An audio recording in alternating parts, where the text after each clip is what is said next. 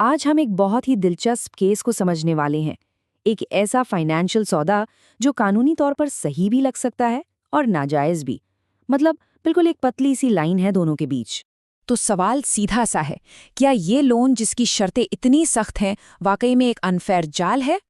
तो सिचुएशन कुछ ऐसी है। सोचिए किसी को पैसों की बहुत सख्त जरूरत है, लेकिन मार्केट में कैश की कमी है, पैसा आसानी से नहीं मिल रहा। एक बैंकर लोन देने को तैयार है, पर उसकी ब्याज दर बहुत बहुत ज्यादा है। अब मजबूरी में वो इंसान इन शर्तों को मान लेता है। तो अब इस सिचुएशन को कानून की नज़र से कैसे देखा जाए, इससे समझने के लिए हमें सबसे पहले एक बहुत ही बेसिक कानूनी सिद्धांत पर गौर करना होगा। ये सिद्धांत है अनुबंध की स्वतंत्रता, यानी फ्रीडम ऑफ कॉन्ट्रैक्ट। इसका सीधा सा मतलब ये है कि कानून आमतौर पर उन समझौतों में दखल नहीं देता जो लोग अपनी मर्जी से करते हैं। अगर दो पार्टियां किसी डील पर राजी हैं, चाहे वो डील एक के लिए थोड़ी खराब ही क्यों न हो, कानून कहता है ठीक है, ये आपकी आपसी सहमति। और पता है, इसी वजह से पहली नज़र में ये ऊंची ब्याज दर वाला कर्ज बिल्कुल कानूनी लगता है, क्योंकि कानून ब्याज की दरें तय नहीं करता, ये तो मार्केट की डिमांड और सप्लाई पर छोड़ दिया जाता है। लेकिन कहानी में एक ट्विस्ट है। बात यहीं खत्म नहीं होती।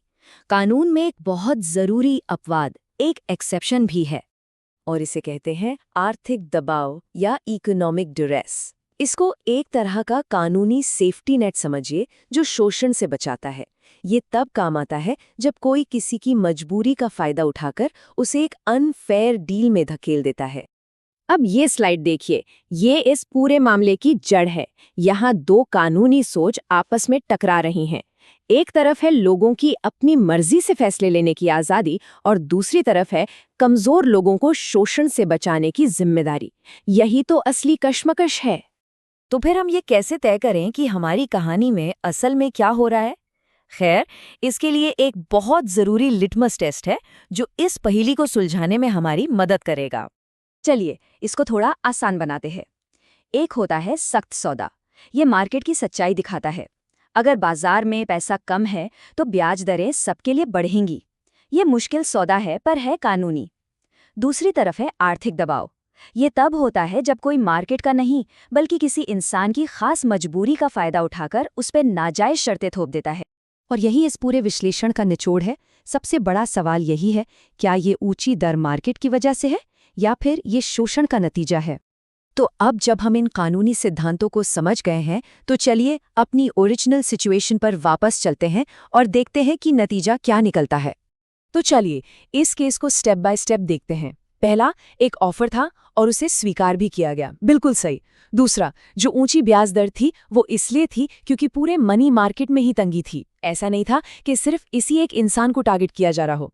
और तीसरा, ऐसा कोई सबूत नहीं है कि बैंकर ने कोई धोखा दिया या कुछ छुपाया। तो इन सब को मिलाकर नतीजा क्या निकलता है? यही कि ये कॉन्ट्रैक्ट ज्यादातर चांसेस में पूरी तरह से लागू करने लायक है। अच्छा, तो क्या कुछ ऐसा था जो इस फैसले को बदल सकता था? हाँ बिल्कुल। अगर ये साबित हो जाता कि बैंकर ने झूठ बोला था, या ये कि मार्केट में नॉर्मल रेट पर भी लोन मिल रहे थे और इस बैंकर ने जानबूझकर बहुत ज्यादा रेट लगाया, तब ये मामला आर्थिक दबाव का बन सकता था। चलिए अब इस खास केस से हटकर जरा बड़ी तस्वीर देखते हैं कि इससे हम सब के लिए क्या सीख है। तो यहाँ से जो सबसे ज़रूरी बातें हमें याद रखनी है वो ये है, सिर्फ इसलिए कि डील में एक पार्टी ज़्यादा पावरफुल है, इसका मतलब ये नहीं कि कॉन्ट्रैक्ट गैर कानूनी हो गया। अगर कोई सख्त सौदा मार्केट के हालात की वजह से है तो वो ज़्यादातर कानूनी ही माना जाएगा। और हाँ, आर्थिक दबाव साबित करने के लिए सिर्फ ये कहना काफ़ी नहीं है कि शर्तें बहुत सख्त थीं। और आखिर में एक सवाल जो सोचने पर मजबूर करता है। आज की इस कॉम्प्लेक्स इकोनॉमी में, जहां सौदेबाजी की ताकत लगभग हमेशा ही ऊपर नीचे होती है, हम एक स्मार्ट बिजनेस डील और एक शोषण वाली डील के बीच लकीर कहाँ खींचें? ये एक ऐसा सवाल है जिस पर सोचना जरूरी है।